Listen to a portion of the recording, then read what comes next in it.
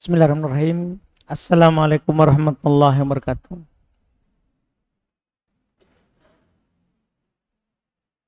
Innal hamdalillah nahmaduhu wa nasta'inuhu wa nastaghfiruh wa na'udzu billahi min syururi anfusina wa min sayyiati a'malina. May yahdihillahu fala mudhillalah wa may yudlil fala hadiyalah. Asyhadu an la ilaha illallah wahdahu la syarikalah wa asyhadu anna Muhammadan abduhu wa rasuluh sallallahu alaihi wa ala alihi wa ashabihi wa man tabi'ahum bi ihsan ila yaumiddin. Amma ba'd. Kaum muslimin al-ikhwan wal akhwat jamaah salat maghrib rahimani wa rahimakumullah.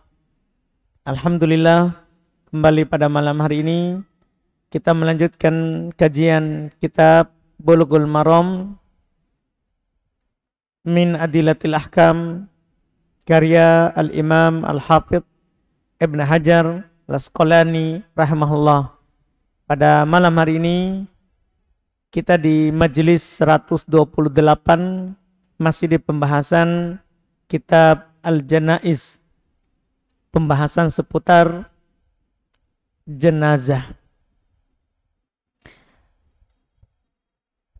Kita alhamdulillah akan membaca hadis 519. Kata beliau rahimahullah, wa an Buraidah radhiyallahu anhu qala anna nabiyya sallallahu alaihi wa alihi wasallam qala al mu'min yamutu bi araqil jabin rawahu tsalatsa wa sahahu Ibnu Hibban. Kata beliau dari Buraidah radhiyallahu taala anhu, beliau berkata bahwasanya Nabi sallallahu alaihi wa alihi wasallam bersabda, al mu'min, orang yang beriman itu yamut, akan meninggal bi'arokil jabin, dalam keadaan berkeringat jidatnya. Berkeringat jidatnya. Hadits ini Al-Imam Al-Hafidh Ibn Hajar rahimahullah membawakan kepada kita untuk menjelaskan ciri tanda husnul khotimah. Seorang itu wafat di atas kebaikan.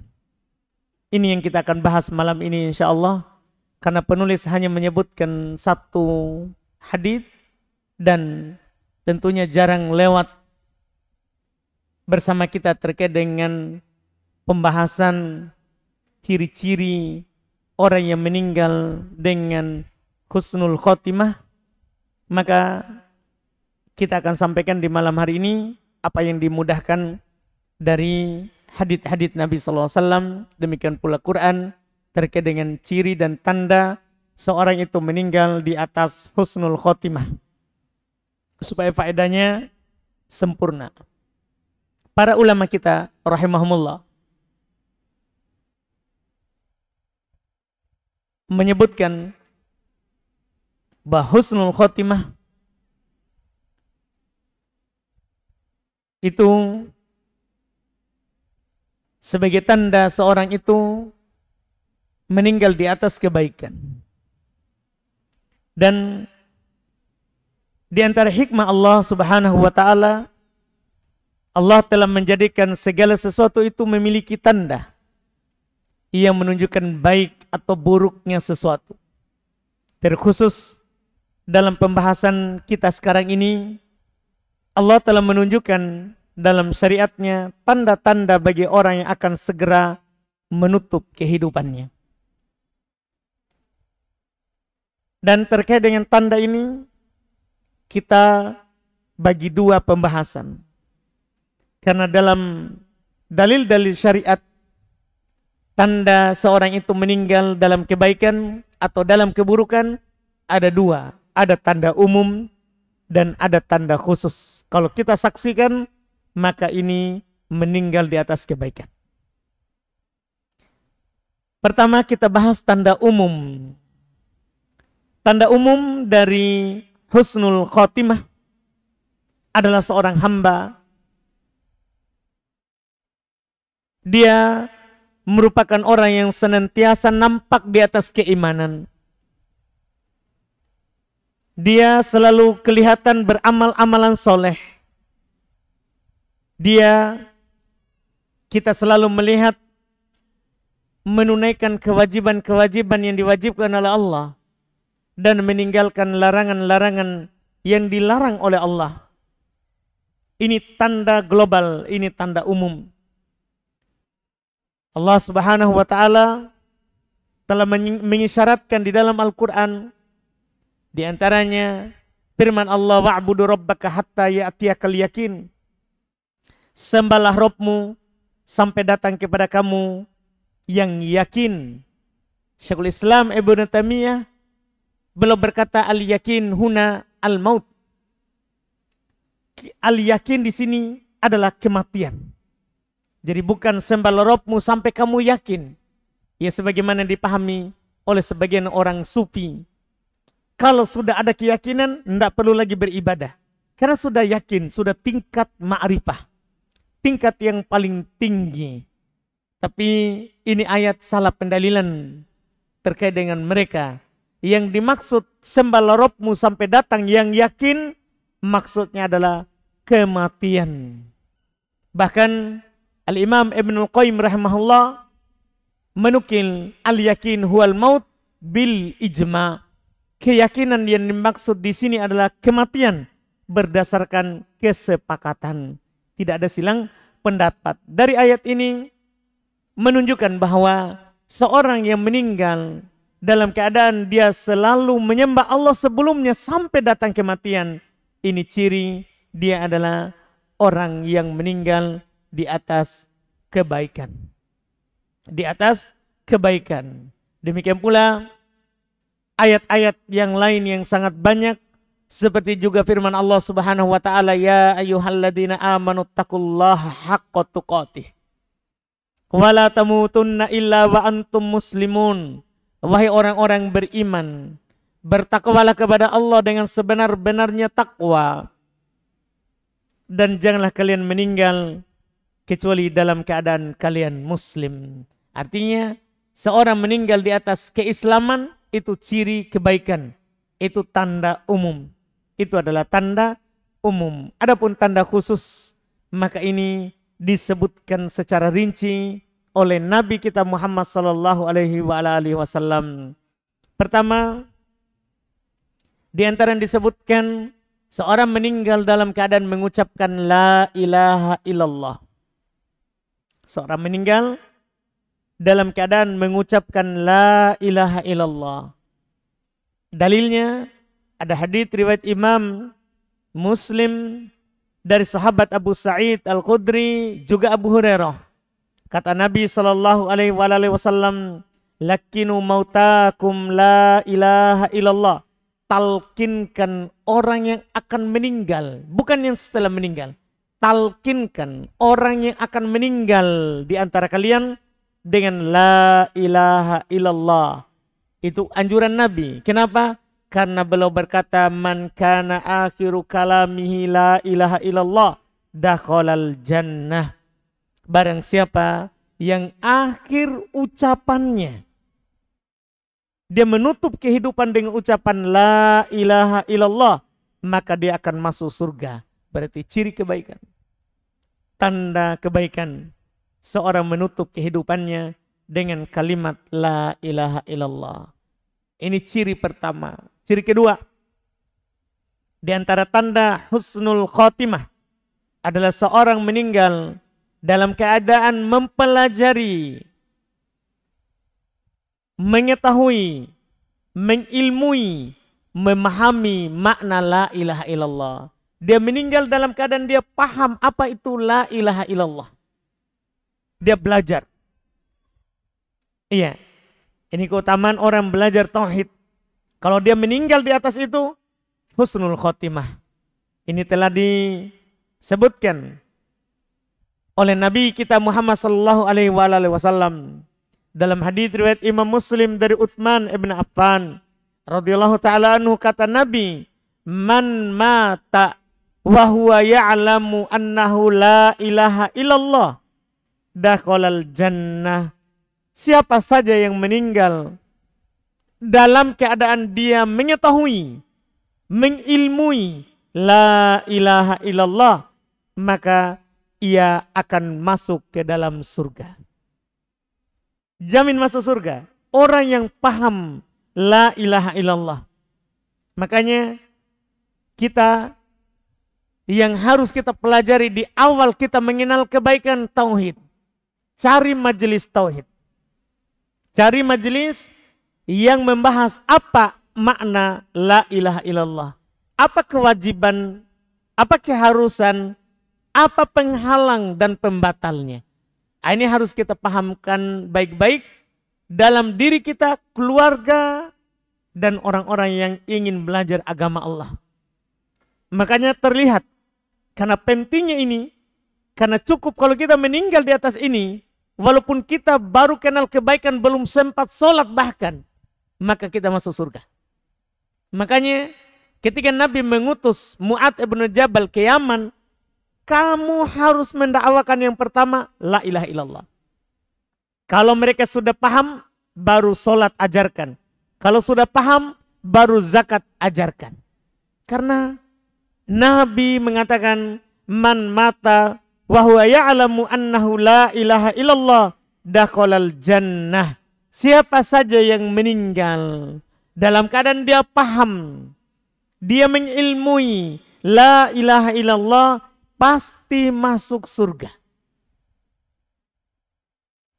Ini riwayat Muslim dari Utsman ibn Affan. Ada riwayat yang lebih jelas lagi daripada ini. Riwayat Imam Ahmad, Ibnu Majah, dihasankan oleh Syekh Al-Albani rahimahullah dari Mu'adz ibn Jabal radhiyallahu taala anhu. Kata Nabi, ma min nafsin tamutu wa hiya tashhadu an la ilaha illallah wa anni rasulullah yarji'u dzalika ila qalbin mukinin illa ghafarallahu laha. Tidaklah satu jiwa pun, tidak ada satu jiwa pun yang meninggal dunia dalam keadaan dia mempersaksikan la ilaha illallah dan saya adalah utusan Allah, yang dia ucapkan hal itu dengan hatinya dalam keadaan yakin. Tidak mungkin kita yakin dalam hati kalau tanpa ilmu. Kalau hanya sekedar bilang la ilaha illallah, la ilaha illallah, tanpa ilmu tidak ada gunanya. Ini kata Nabi, perhatikan ini, perhatikan. Dalam keadaan hatinya yakin akan kandungannya, illa ghafarallahu laha, kecuali Allah akan mengampuni dosa-dosanya. Siapa yang mengucapkannya, meninggal, semua dosanya hangus. Makanya dipastikan tadi masuk surga. Dipastikan tadi masuk surga. Ini tanda keberapa ini? Tanda khusus 2, 3. Meninggal dalam keadaan berserah diri kepada Allah. Dia misalnya sakit. Iya. Kemudian dia pasrah kepada Allah. Ridho akan ketentuan Allah. Ini juga tanda bahwa orang tersebut meninggal dalam keadaan husnul khotimah. Kata Nabi sallallahu alaihi wasallam, man qala la ilaha illallah wallahu akbar saddaqahu rabbuh. Siapa yang mengatakan la ilaha illallah, Allah maha besar, tidak ada yang berhak disembah kecuali Allah, Allah maha besar, Robnya akan membenarkannya. Tapi lihat seterusnya, Robnya akan membenarkannya. hambaku benar, hambaku jujur. Faqala, kemudian dia berkata, la ilaha illallah. Tidak ada la ilaha illa ana.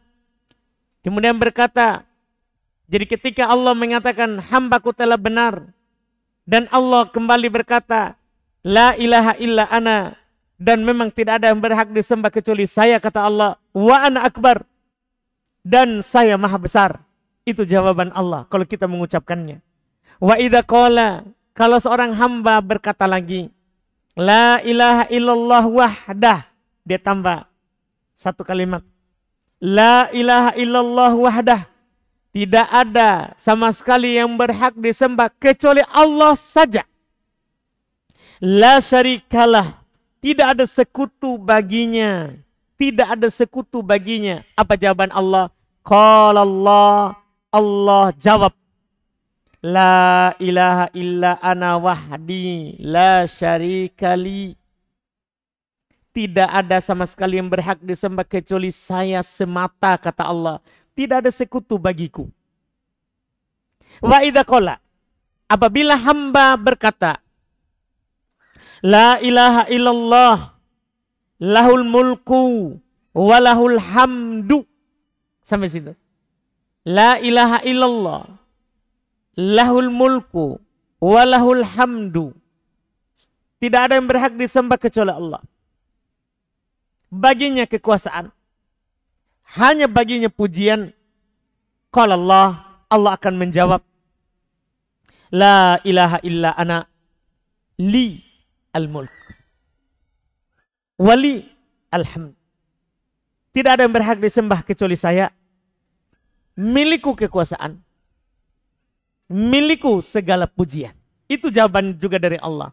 Tapi wa idza qala, apabila seorang hamba itu berkata lagi, la ilaha illallah wala haula wala quwata illa billah.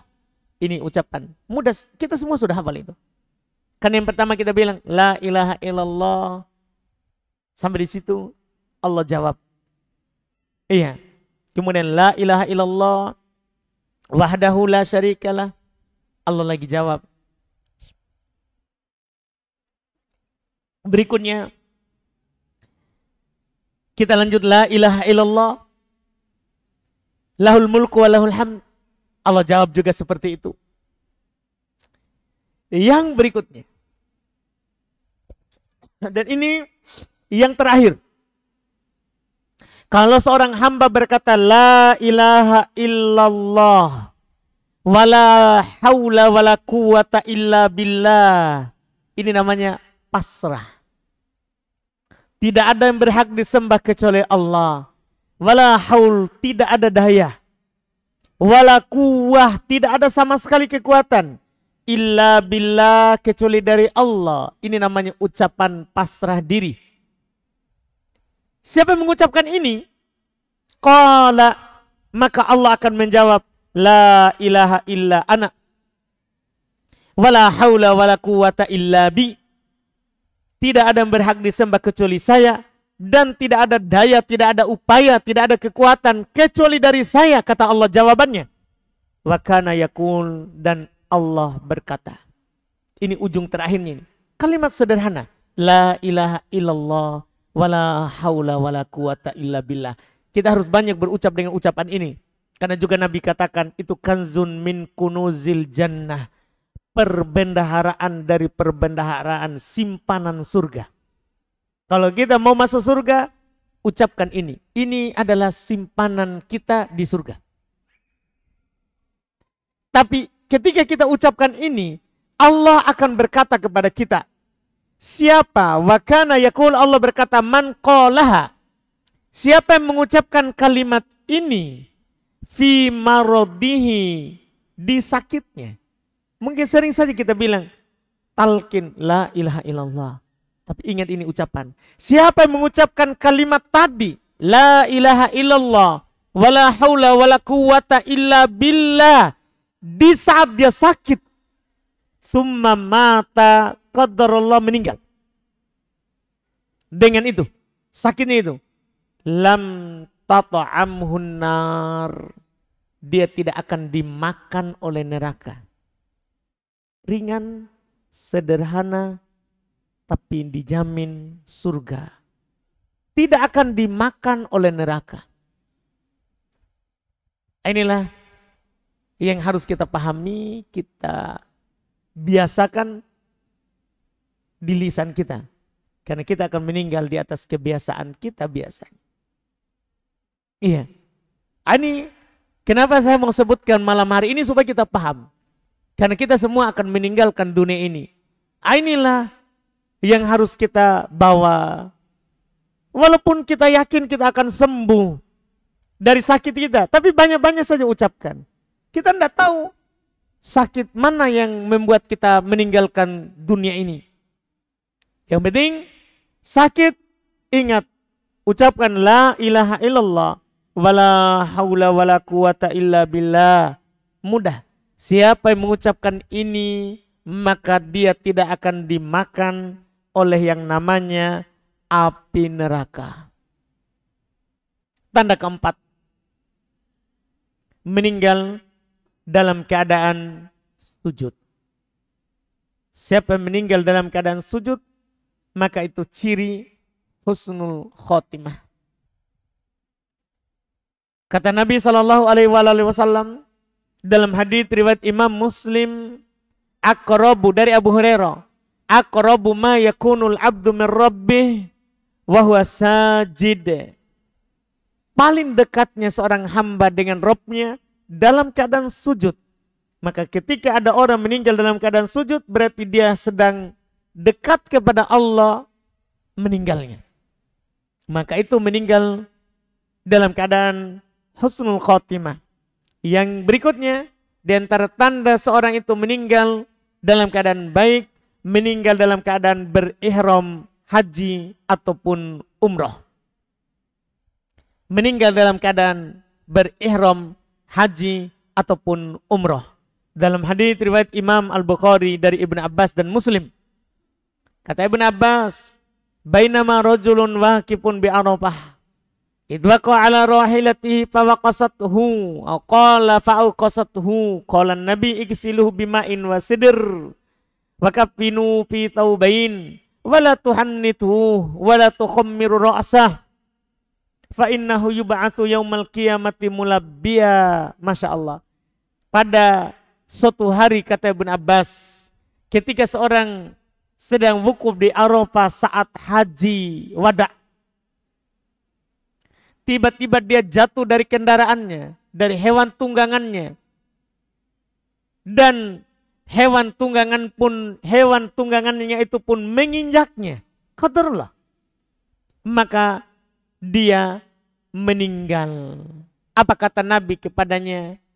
Mandikan dia dengan air dan daun bidara. Kafanilah dia dengan dua kainnya, dua pakaiannya itu. Pakaian ihramnya tadi. Kafani dia dengan pakaian ihramnya. Jangan menutup kepalanya. Ini kekhususan orang yang berihram. Kalau dia meninggal, jangan menutup kepalanya. Sesungguhnya ia akan bangkit pada hari kiamat dalam keadaan bertalbiyah. Mengucapkan labbaik Allahumma labbaik. Dia akan bangkit seperti itu. Kebahagiaan baginya. Ini menunjukkan dia meninggal dalam keadaan husnul khotimah. Kemudian yang berikutnya, kalau ada orang meninggal dalam keadaan ditimpa oleh penyakit taun, penyakit kusta. Yang penyakit taun itu kalau kena itu akan jatuh-jatuh. Ini persendian tangan, jari, kaki, jatuh-jatuh. Itu namanya penyakit taun, kusta. Demikian pula wabah yang semisal dengan taun yang membunuh banyak orang. Karena taun itu penyakit yang membunuh banyak orang. Sama juga siapa meninggal di atas penyakit yang turun dari langit kemudian menyebabkan banyak orang terbunuh, itu juga ciri.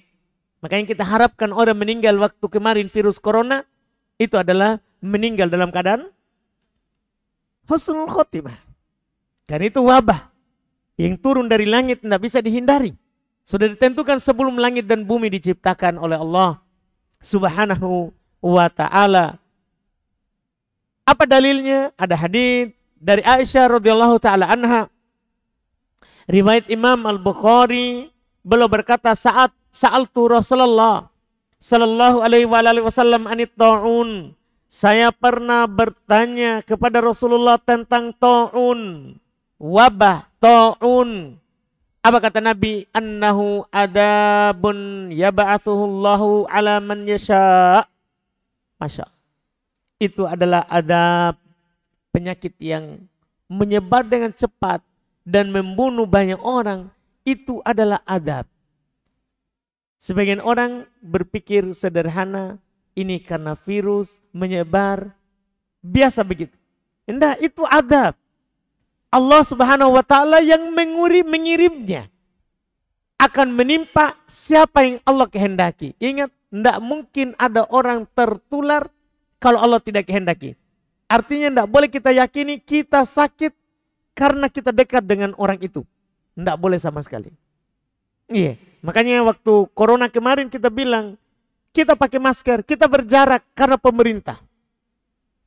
Taat kepada mereka, itu adalah bagian dari ibadah. Bukan berarti kita meyakini penyakitnya menular. Tidak ada penyakit yang menular. Karena Nabi sudah bilang, la adwa. Tidak ada penyakit yang menular. Cuman kita hindari, jangan sampai sebentar kita batuk, kita flu, kita kena corona. Akhirnya kita yakin bahwa karena dekat dengan sebelah. Padahal itu dari langit siksaan. Yang Allah timpakan kepada siapa yang dikehendakinya.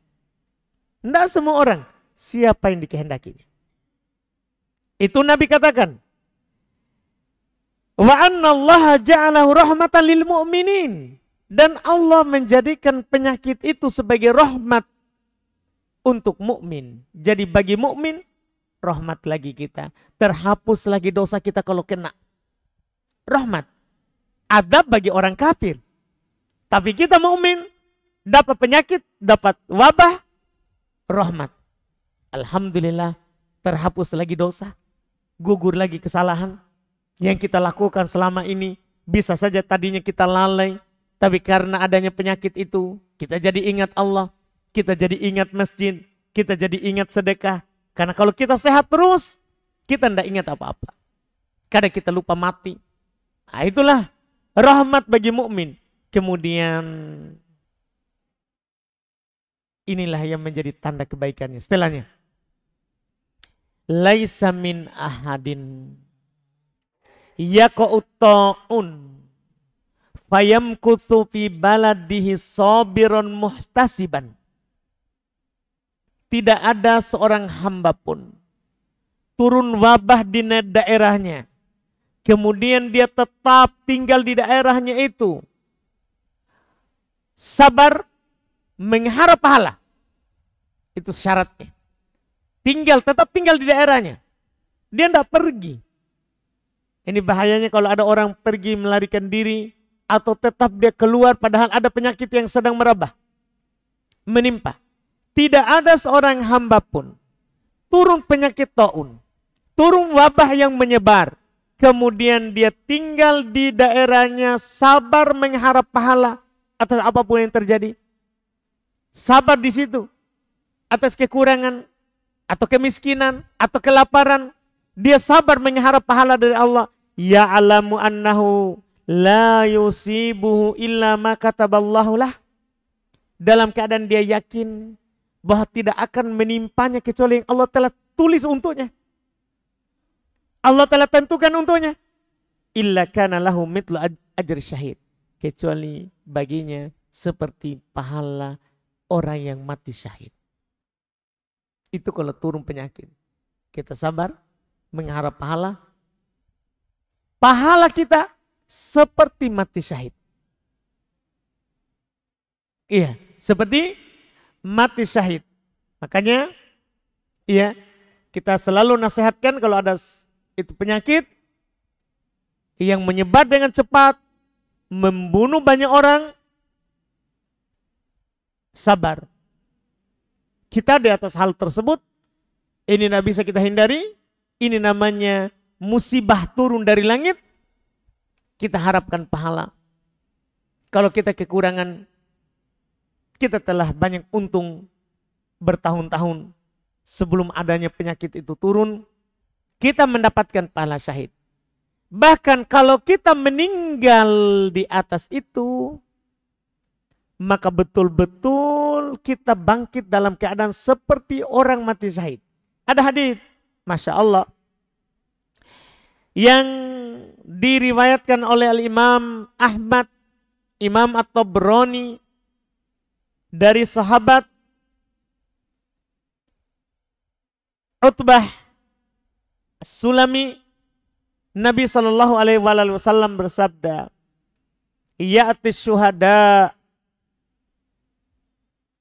wal mutawaffawna bitta'un." Nanti datang orang-orang mati syahid dan orang-orang meninggal karena penyakit wabah ta'un.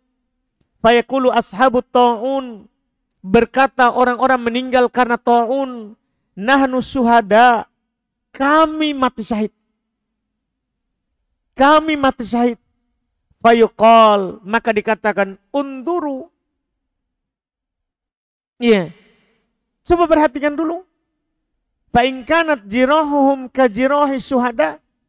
Kalau memang luka mereka seperti luka syuhada, tasilu daman rihil misk, yang mengalir darah bau misik, karena nanti orang-orang meninggal syahid karena berperang di jalan Allah, akan bangkit dengan darah mengalir dari badannya, tapi darahnya bau misk, bau parfum yang sangat harum. Maka orang-orang mati syahid bilang, coba perhatikan mereka itu. Mereka kok mengaku mati syahid, padahal mereka tidak berperang di jalan Allah. Coba perhatikan dulu darahnya. Kalau darahnya adalah bau misik, fahum syuhada, maka mereka betul orang mati syahid. Fayajidunahum kadalik, maka mereka mendapati ternyata betul. Mengalir darahnya harum seperti bau misk. Seperti bau misk. Ini keutamaan orang meninggal dalam keadaan kena wabah yang turun dari langit. Tanda berikutnya, dari tanda seorang itu mati syahid, meninggal malam Jumat atau hari Jumat. Meninggal malam Jumat atau hari Jumat. Dalam hadis riwayat Imam Ahmad At-Tirmidzi rahimahullahu ta'ala, kata Nabi, ma min muslim yamutu yaumal jum'ah au lailatal jum'ah illa waqahu Allahu fitnatal qabr. Tidak ada seorang muslim pun yang meninggal di hari Jumat atau di malam Jumat, kecuali pasti Allah akan melindunginya dari siksa kubur. Berarti meninggal dalam keadaan baik, aman dari siksa kubur. Orang meninggal hari Jumat atau malam Jumat. Kemudian juga di antara tanda husnul khotimah, dan ini semua kita bisa lakukan. Iya. Dan mungkin saja kita baru tahu ini hari ini. Ada tanda mati syahid, ada tanda mati meninggal dalam keadaan husnul khotimah, yaitu kalau kita selalu meminta kepada Allah agar kita mati syahid. Selalu berdoa, ya Allah, wafatkanlah saya dalam keadaan syahid. Berdoa saja begitu. Ini ternyata akan meninggal dalam keadaan baik. Dalam hadis riwayat Imam Muslim, Nabi Shallallahu Alaihi Wasallam bersabda, man tolabas syahadah sodikon, siapa yang meminta mati syahid jujur dalam permintaannya. Kan kadang ada sebagian orang, Pak, minta mati syahid tapi takut juga perang. Siapa yang minta mati syahid jujur dalam hatinya, oh tiaha walau lam yusibuhu, maka akan diberikan kepadanya walaupun tidak mati syahid. Maksudnya dia tidak meninggal dalam perang, tapi dia akan diberikan mati syahid, pahalanya, walaupun tidak ditimpa oleh mati syahid. Masya Allah. Ini keutamaan berdoa, meminta mati syahid. Bahkan dia akan punya kedudukan di dalam surga bersama orang-orang yang mati syahid.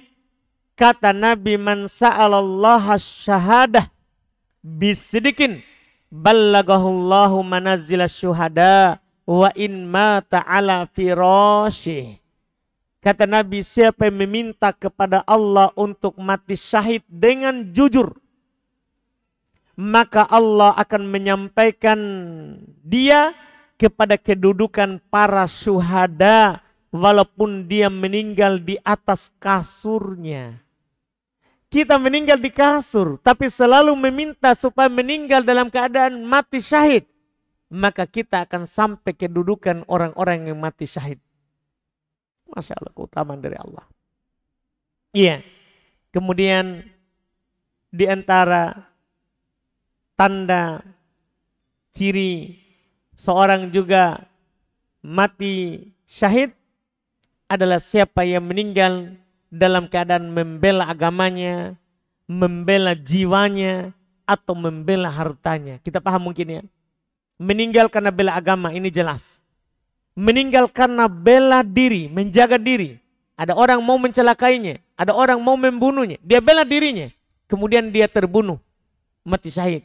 Atau dia menjaga hartanya. Ada orang perampok, pencuri.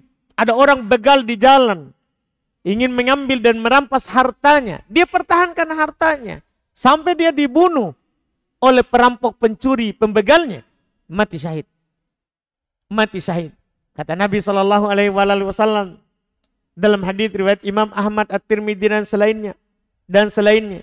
Kata beliau, man kutila duna malihi fasyahid, wa man kutila duna ahlihi fasyahid, wa man kutila duna dinihi fasyahid, wa man kutila duna damihi fasyahid. Masya Allah, disebutkan orang-orang mati syahid.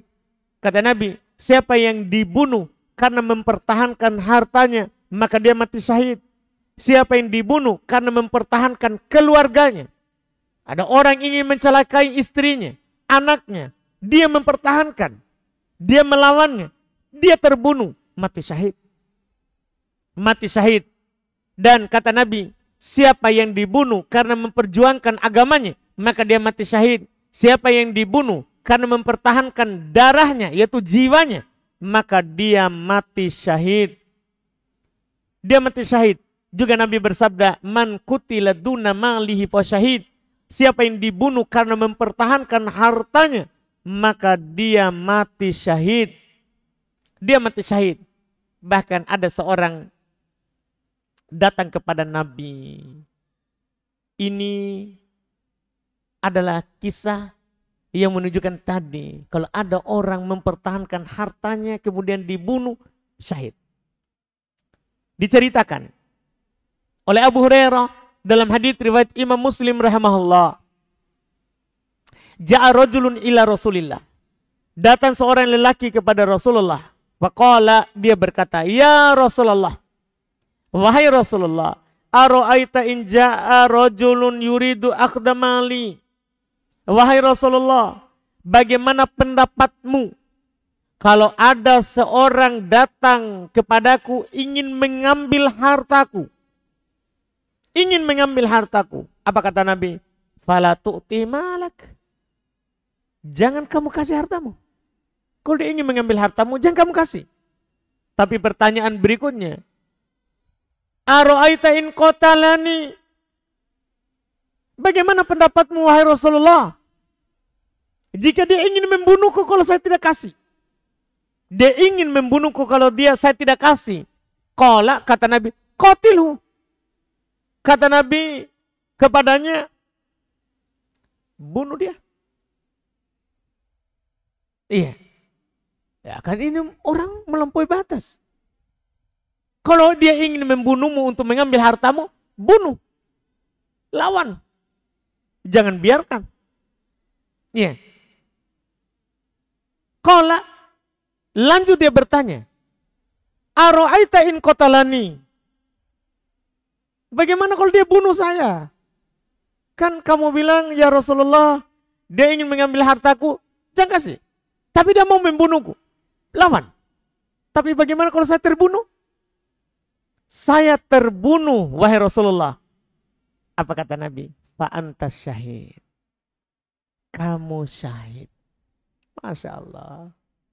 Iya. Kola tapi lanjut lagi masalahnya. Aro'aita in qataltu. Bagaimana kalau saya ternyata berhasil membunuhnya? Kan tadi kan sudah lawan. Kalau dia membunuh saya, kamu syahid. Tapi bagaimana kalau dia yang terbunuh? Ternyata saya kuat melawan dia yang terbunuh. Qala kata Nabi, wa finna, dia di neraka. Dia di neraka. Ini Masya Allah jelas sekali. Ya, makanya kalau ada orang mau ambil harta, pertahankan. Kalau dibunuh, syahid. Kapan lagi kita mati syahid? Gitu ya. Bagaimana kalau saya bunuh? Penjara. Aturan.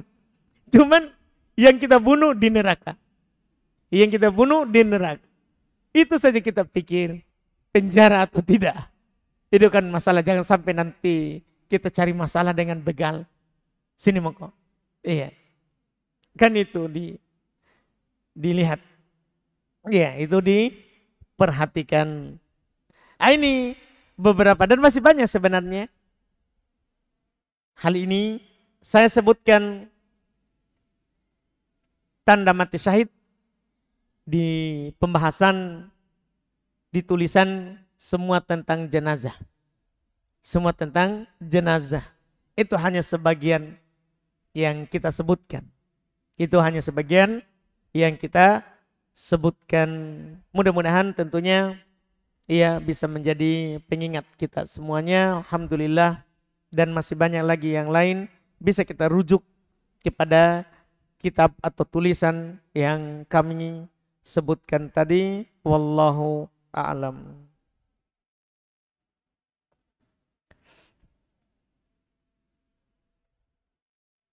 Di sini ada pertanyaan. Izin bertanya Ustadz. Ana sering melihat ketika jenazah sudah dikebumikan, orang itu membelah satu buah kelapa di atas kuburan. Apakah itu diperbolehkan atau tidak? Itu adalah kemungkaran, itu bid'ah. Itu adalah bid'ah. Ya, tidak ada contoh dari Nabi SAW kalau ada yang meninggal, beliau membelah kelapa di atas kuburan. Tidak ada membelah kelapa, tidak ada menabur bunga. Iya. Saya pernah melihat orang mengalami sakratul maut. Sangat tersiksa saya lihat. Sampai mukanya lain-lain saya lihat. Apakah itu bertanda baik atau bertanda buruk? Tolong penjelasannya Ustadz. Belum tentu. Iya, belum tentu. Itu adalah tanda baik atau tanda buruk. Lihat keadaan orang tadi. Makanya kita sebutkan tadi husnul khotimah. Karena Nabi juga sallallahu alaihi wasallam dinukil belum juga tersiksa, menderita. Bahkan anaknya Fatimah ketika melihat keadaan bapaknya, belum bilang, wa karba abata, duhai betapa sakitnya rasanya bapakku ketika sakaratul maut. Jadi bukan itu menjadi tanda, menjadi tanda. Ya, tapi yang menjadi tanda itu tadi keadaan yang kita saksikan. Kalau dia adalah orang yang selalu taat, ya, orang yang meninggal dalam ketaatan kebaikan, itu tanda.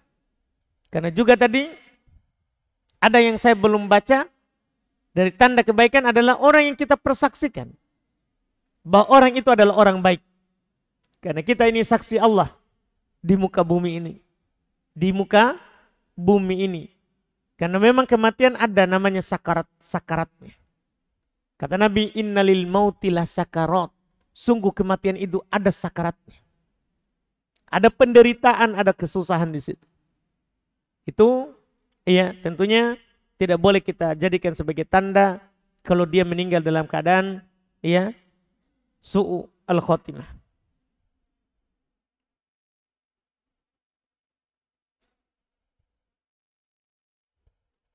Bagaimana hukumnya seorang niatnya baik untuk beramal dengan bersedekah membagikan berupa uang atau makanan di tempat umum atau dimanapun. Kemudian ingin beramal sedekah, tapi ujung-ujungnya tidak adil karena ada yang tidak kebagian hingga menimbulkan kericuhan. Itu tentunya bukan salah dia, itu salah orang yang ya ingin mendapatkan itu yang menimbulkan kericuhan. Bukan salah dia, dia tetap mendapatkan kebaikan dengan sedekah dan niatnya itu wallahu a'lam.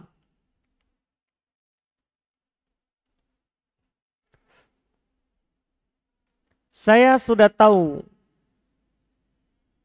hukum dari riba itu haram, tapi terkadang saya terlena melihat nikmat riba itu di teman saya, mempunyai rumah yang dia posting di sosial medianya. Mohon nasihatnya Ustaz. Sabar. Nasihatnya sabar. Jangan sampai karena kita tertipu dengan kehidupan dunia, kita melakukan yang haram.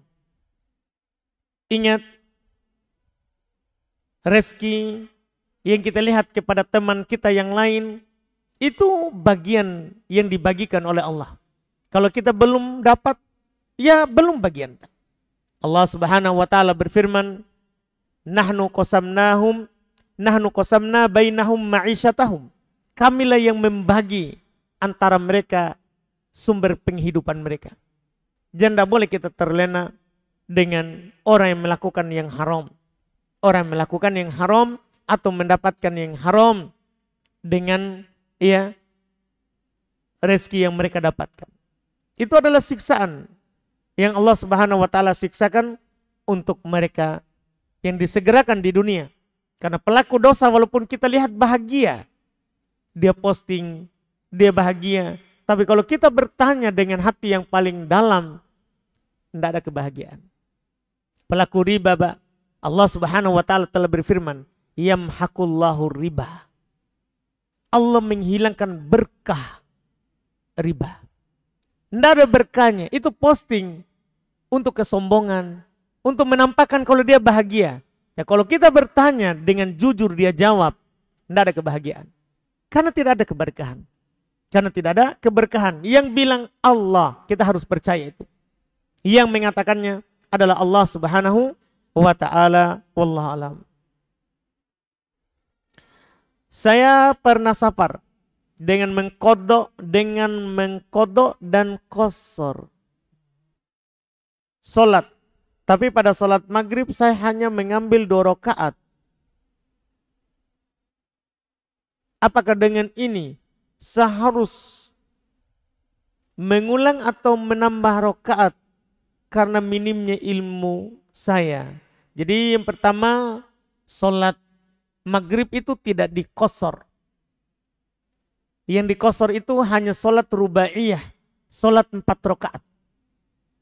Duhur, asar, isya. Maghrib, subuh tidak ada kosor. Tidak ada kosor. Iya. Terus apa kita mengulang atau menambah 1 rakaat? Kalau sudah lama, wajib kita ulang. Tapi kalau baru, maka kita tambah 1 rakaat.